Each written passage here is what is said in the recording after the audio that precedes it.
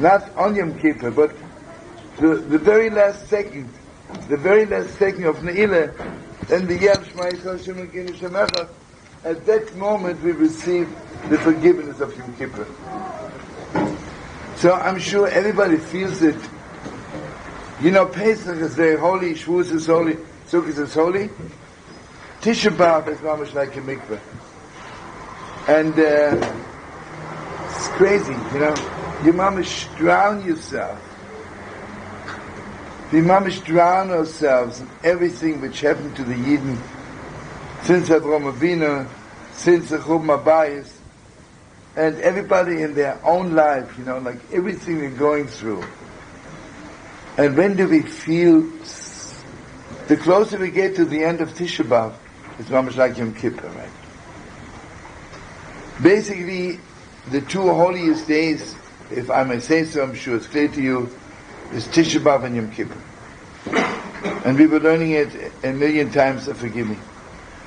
Yom Kippur is, when the Rabbi Shem says, I love you so much, I forgive you for everything. On Tishaa B'Av is basically what God says to us, I love you so much, I can't forgive you. Because basically, the punishment was beyond proportion. You know, take your word, what they are doing, right? And we hated each other. I mean, Chas v'Shalom, how much did we hate each other? Nobody took a knife and killed another Yid, right? That means we weren't so friendly. Maybe we didn't say good Shabbos friendly enough, right? So therefore, the Holy Temple is destroyed. But the answer is very simple.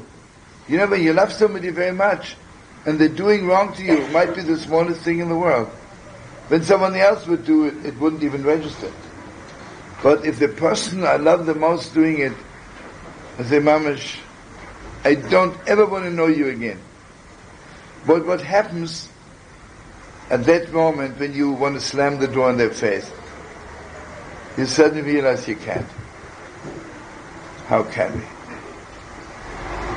So I want you to know every Tishaa B'Av afternoon, it's mamish like, everybody knows at that moment when the Holy Temple was on fire, the Kruvim already were facing each other. And all the rabbis say the same thing. At that moment when the Beis HaMikdash was burning, Mashiach was already on his way. So, I want to bless you that the purity of Tishaa B'Av should last us till Mashiach is coming, and we should mamish take it with us. You know the difference between ordinary soap and holy mikveh soap? Very simple. Ordinary soap can only wash off when I'm dirty already, but it cannot prevent any dirtiness to come upon me. But the holy soap of God, the holy soap of Tishaa B'Av, mamash lifts me up so high, God. I'm sure everybody feels it in their own heart, in their own world. Oh, Tishaa B'Av. Oh. It is the saddest day of the year, and also the highest, the most exalted. And remember, we're learning that on Tishaa B'Av we are not learning because I don't want the old Torah. You know, you're coming to a doctor, and here we have my great friend Dr. Ritchie. Imagine, God forbid, a person is sick, and Dr. Ritchie gives me medicine, and then I'm even more sick. I say to the doctor, hey brother, you better give me some better medicine, right? I say, Rabbi, you gave me the Torah, and the Torah did not prevent me from doing everything wrong and destroying the Holy Temple. You got to give me better medicine. So today I'm saying to God, I don't want the same Torah. I want a new Torah. I want a Torah which not only fixes the past, I want a Torah which prevents me from ever doing wrong again. And I want a Torah which puts so much love in my heart for Yidden, for the world, that mamish I should bring Mashiach. And here I want to share something also with you, which I'm sure everybody's aware of. On Mount Sinai, it was us Yidden alone. The world didn't show up. Tishaa B'Av is basically a Yom Tov for the world. Yom Kippur is again just us Yidden. As Yidden, we We did wrong, Moshe forgives us. Shavuos is definitely as Yidden, we were in Mount Sinai. Tishaa B'Av, when we celebrate Mashiach is coming, I'm sorry to tell you, it's the whole world. Imagine if I would say to God, Moshe, I love you, send Mashiach just for us.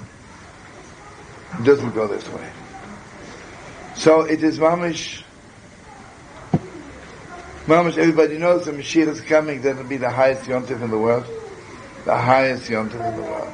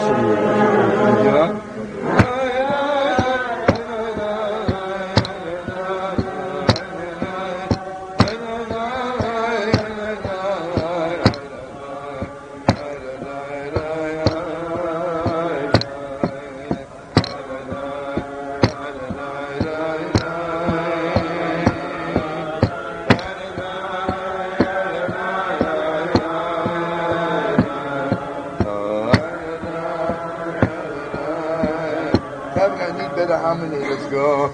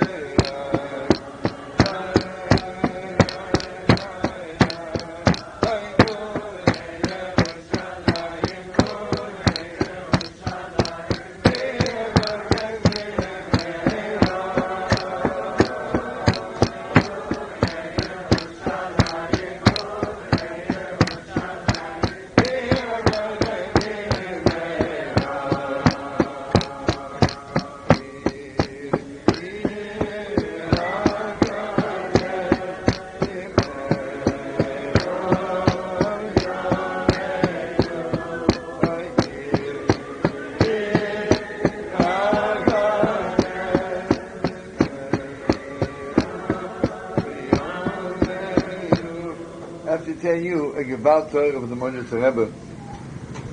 He said, V'nei Yerushalayim Ira Kodesh, he said in the name of his father, the Heilige Rebbe Schol Moshe, Ir, B'amalashon Laha'ir, to wake up. He said, V'nei Yerushalayim Ira Kodesh, a city which wakes up everything holy in the world. It's Gewalt, no?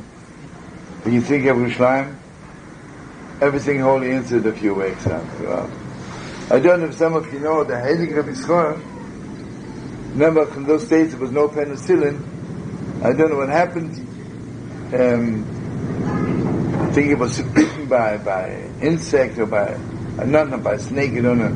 And they had to amputate his foot. And in Warsaw, they were not even equipped in those days to amputate a foot. So he went to Berlin, and there they amputated his foot.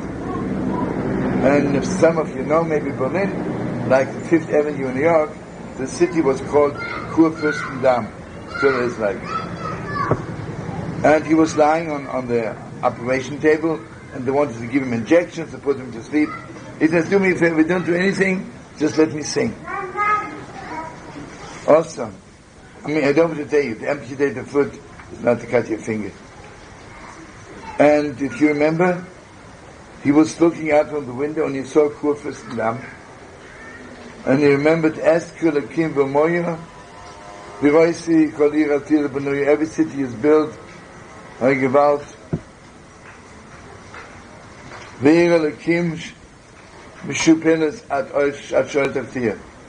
he made up this niggin. I'm sure most of you know about Moses. It's mamish like a symphony. And it's not a symphony of Mozart and Beethoven. It's 10,000 times deeper. I once had the privilege, Benzin put it on notes, and I gave it a very, very outstanding symphony.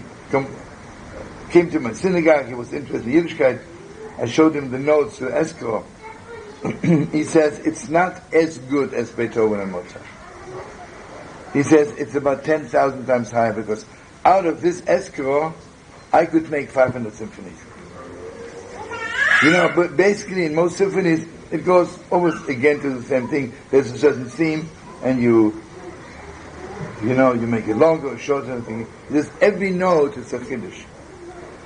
But anyway, he was making up this niggin, and then finally the professor stopped him. He says, "You have to stop singing. We all are crying so much, we can't continue to operate. Go out." So his Torah was Yerushalayim Ir HaKodesh.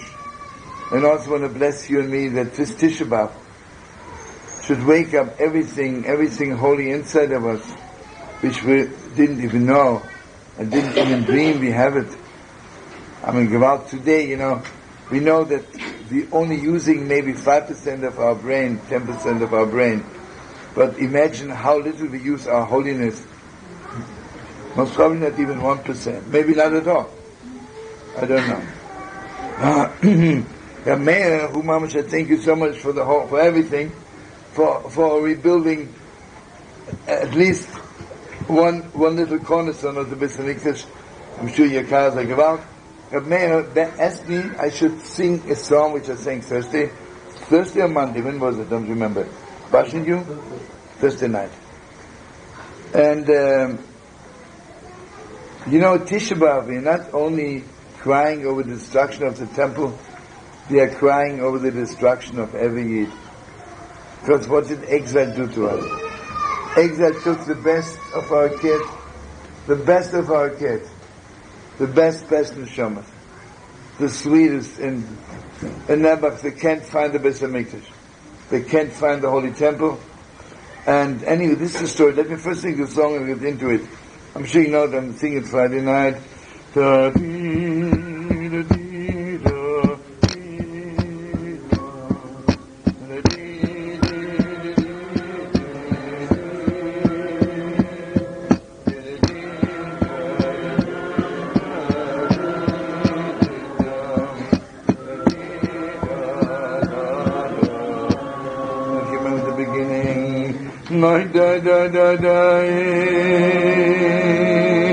I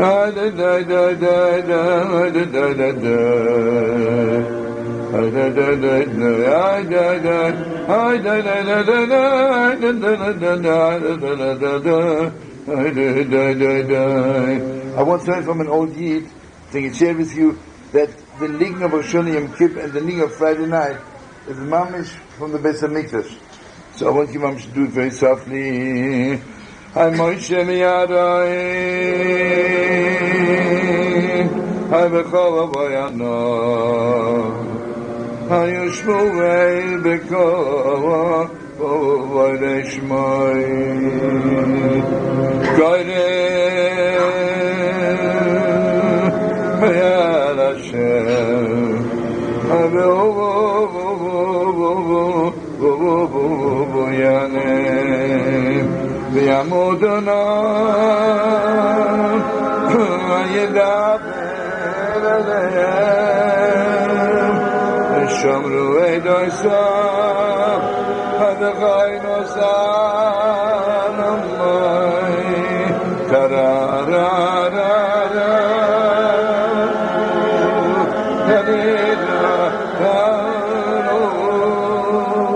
tarirarara.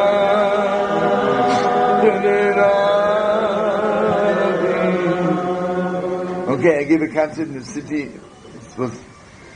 I think it was maybe 72, 73. And that city, which I'm mentioning names, it has headquarters of all the other religions. And again, it's mostly Yidden who are there. And to my concert, suddenly about 300-400 young people with white turbans, yogis and swamis came in. And I'm singing, and they tell me one of them is an upcoming rock star, a young lady, and in the middle of me singing, suddenly she came up on stage. And this is a little bit heartbreaking, and you have to give yourself this harmony. And she begins singing, I am Bashan you, my name is Bashan you.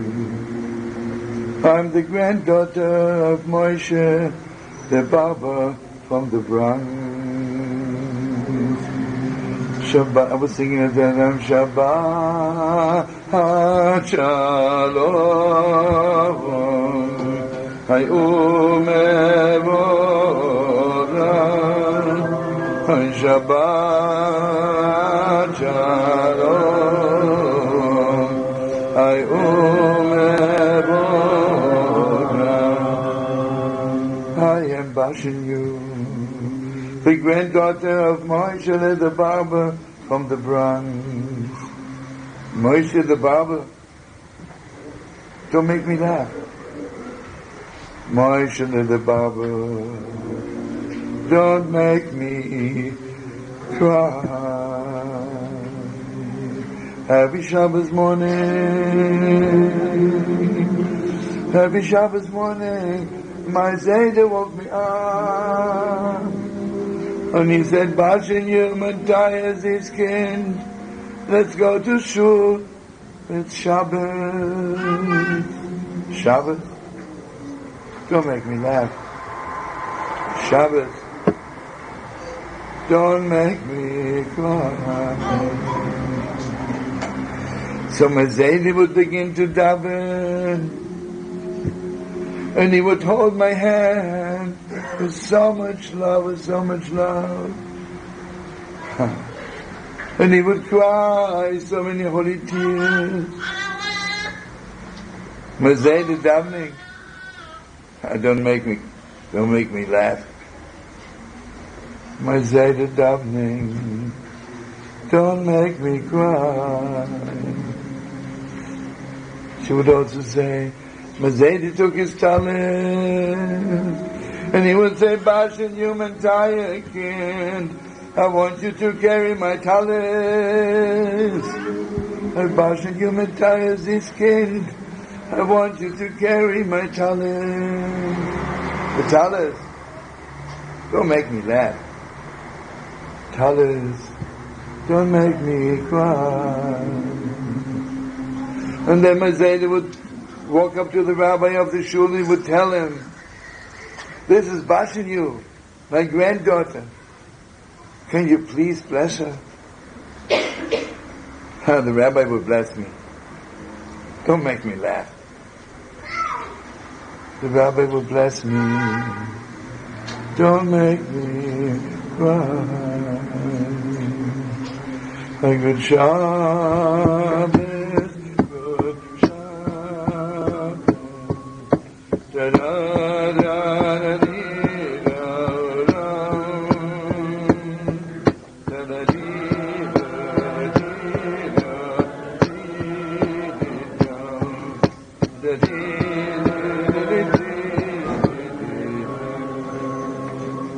I don't think I sing it 100% right. Thursday I sing it more right. I have to listen back to it. But I want you to know something which I forgot to mention on Thursday. So what happened to Bashanyu? Her Zayda obviously was a Zisa Yid. Would go Shabbos morning to shul. Or why didn't her father go to shul? See, the old story. Her father completely broke away from Yiddishkeit. And then after her grandfather passed away when she was 8 years old, nobody took her to shul anymore. So she ended up as another religion. And I want you to know, you cannot imagine how much I'm crying inside when I think of Bashanyu. I was in touch with her for 2-3 years after that, and then suddenly somehow she disappeared, and I hope, I'm still waiting. Maybe one Friday night I'll go to the Holy Wall, and someone will tell me, you know, I am Bashanyu. My Zayda is Marcha, there's a Baba from the front. Good Shabbos, good Shabbos, good Shabbos, good Shabbos, good Shabbos. I don't know if Mary remembers, I once played in a Lutheran college. And it shouldn't happen. A Jew gave a few $1,000,000 for the Lutheran college, which is actually have nothing against it, but they are sending out missionaries to the world. It's a school for missionaries. But this Yid gave a few $1,000,000 for the Lutheran college, under one condition, that every year one Jew should give a lecture. So that one year I was invited to give a lecture. And their mamash, sweet kids, have nothing against them. They are learning to be missionaries. And I walk around to say hello to every future missionary, and suddenly I see a girl of 18 with one doing. I said to her, what are you doing here? I said, I'll tell you why I'm here. My parents want to wipe out everything Jewish from my heart. So they send me here. So I said to her, so why do you still have a Star of David? She says, because of my Baba. And then it was Thursday night, she was talking to me. And Mama, she was talking to me so long. About 1 o'clock at night, I said to her, well, what's your Baba doing now? I meant, is she alive? What's she doing? She looks at the watch and says, it's Thursday night, 1 o'clock. My Baba is up and baking challah. And then she says to me, you know something? I'll only marry a person who my Baba loves. And that's the sweetest thing. I also was in touch with her for a few years. Then somehow, you know, you always meet so many thousands of people. But I'm thinking of her on Tishaa B'Av. I hope she'll be the way her Baba wants her to be. You know, I travel a little bit all over the world. Anybody in the world, when you talk about their parents, not so hot. About their grandparents, less hot. When you meet a Yid, parents, not so hot. Baba and Zayda, they have tears in their eyes. The most estranged from Judaism. And here I want to share with you one more time of Rabbi. The Gemara says it should never happen to anybody when a father dies, we should all live forever, but his father, the Zayda, is still alive. That's the Gemara in Yishnaifin. And then the grandson inherits from his grandfather. So the Gemara says, is it that the father inherits in his grave from his father, and then gives it over to his son? Or can the grandson say, I'm coming directly from my grandfather? That's the Gemara. And now listen to this clear prophecy. The holy Rishna said, before Mashiach is coming, there'll be a whole generation who inherit nothing from their parents. But you know what they have? From their grandparents. But what they have from their grandparents will not go via their parents. But the whole generation would say, Mikoyach avur da abekar sina. I'm coming straight from my Zayda. It's unbelievable. The only thing I can bless you and me, that our children should not have to say, I'm a Jew because of my grandparents. I bless you and me, our children should be able to say, I'm a Jew because my father, because of my mother. And you know something? When God spoke to Yitzchak, He would talk to him in the voice of Avraham. When God spoke to Moshe, He would speak to him in the voice of Amram. When He spoke to Avraham, He didn't speak to him in the voice of Terach. But when He spoke to Avraham, it sounded like His own voice.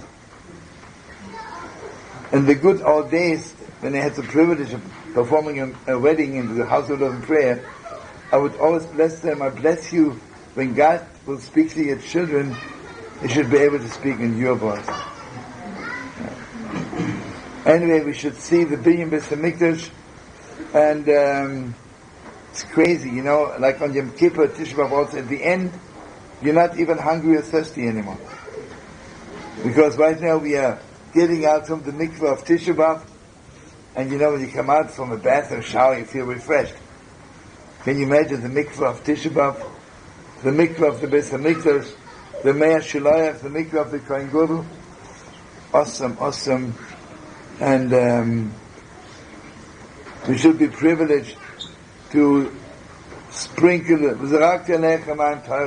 We should be able to sprinkle this holy water of Tishaa B'Av all over the world. Every Yid, the whole world, Mamish. You know, friends, you think the world is crazy? The world is maybe bad, but not crazy. You know how hungry the world is? How hungry the world is. I remember once I walked with a Chassidish Yid in Paris, and he was telling me the Yidden are so holy, the Goyim are so bad. We walked late at night on Pigalle. You know, Pigalle, I don't have to tell you, anybody that's been there. I said, do me a favor, look at the eyes of the people. Can't you see how hungry they are for something holy? And they don't know what to do, so they do everything stupid. But Gewalt is the word hungry. And I want you to know something very deep. Why is Tishaa B'Av, why are we fasting, why are we so thirsty? Just to give us a taste how thirsty the world is. How thirsty the world is. And Mamish, God should give us, Mamish, the best water. On one day, Mamish, living water will come out of every corner from Yerushalayim, of every corner of every Yid, and we should feed the world, and we should give them water.